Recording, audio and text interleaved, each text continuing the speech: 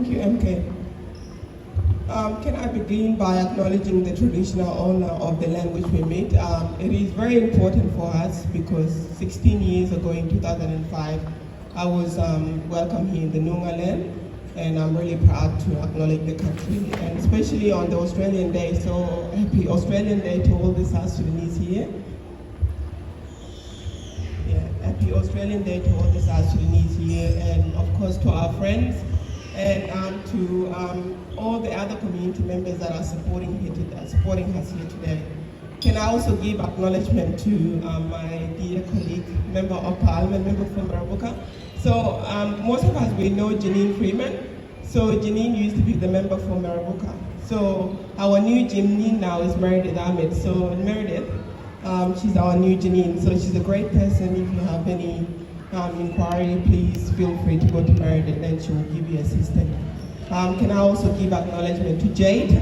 Jade is currently doing intern with the labor movement. So Jade, it's good to see you here. We need to train more young people to join the labor movement. Can I also give acknowledgement to our Joe Twanzama, the African community leader.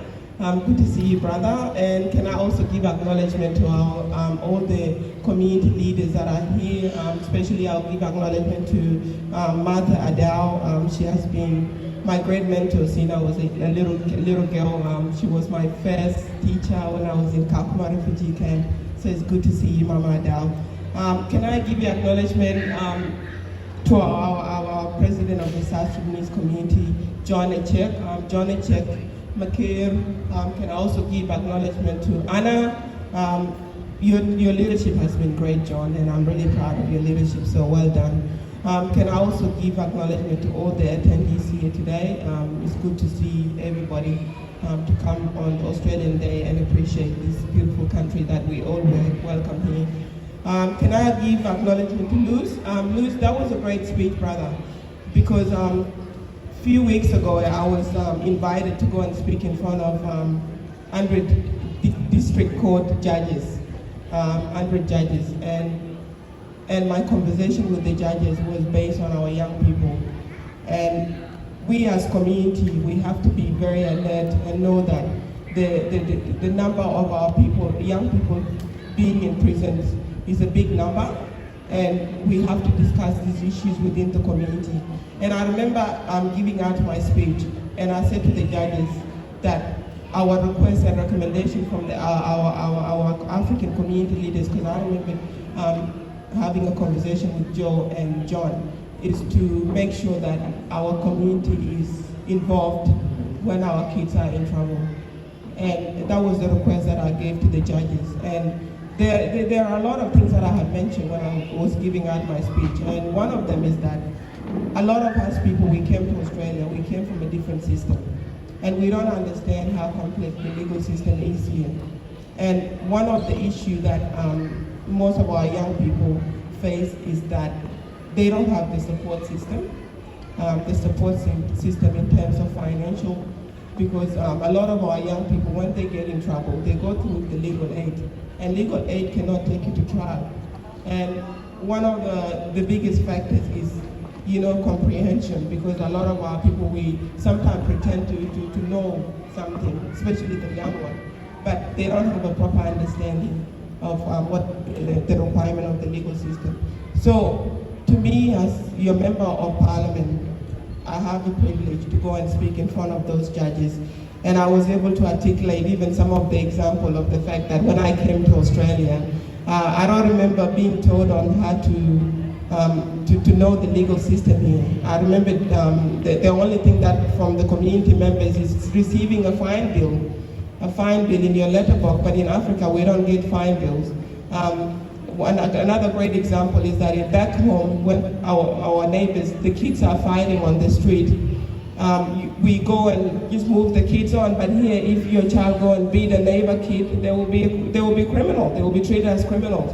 So we have to really know how to train our kids in this society, because Australia is our new home. Can I also talk about the importance of unity? We as South Sudanese, we're a big number here in Western Australia. We live in Western Australia. We live in Australia. Australia is our home.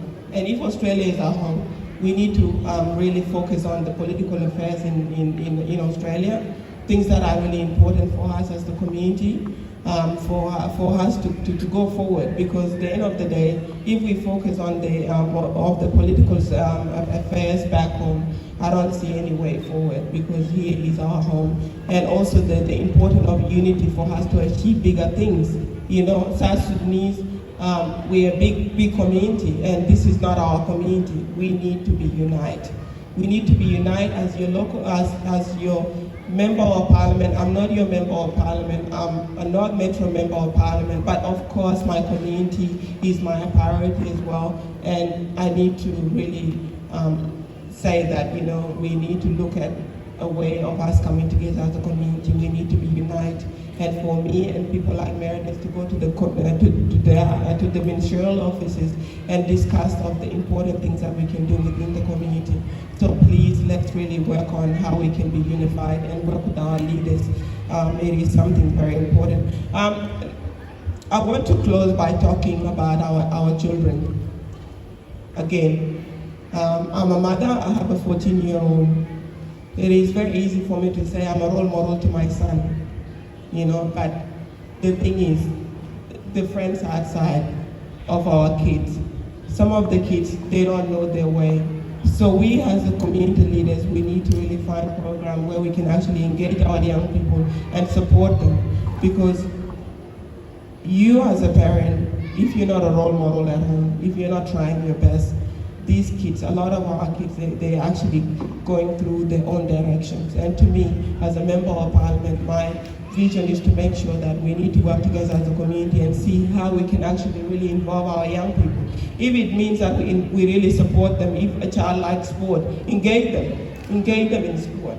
It's really important that we engage our kids, because if we don't engage them, they will be distracted behind the keyboards, because the game, you don't know what is going on. I remember when I went to one of the church, and one of the community leader mentioned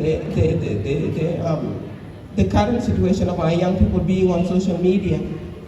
And most of our parents, especially I'll give acknowledgement with my mother. My mother doesn't know what the kids do on behind the keyboard. So most of the time, I tend to really come on board and support my younger siblings. So we as the community, especially our mothers, please, let's see what our kids are doing. Another thing as well that I would like to close with, I have visited a lot of schools during my time as a member of parliament, and there's a concern. We South Sudanese parents, we don't participate in our kids' activities. We don't participate.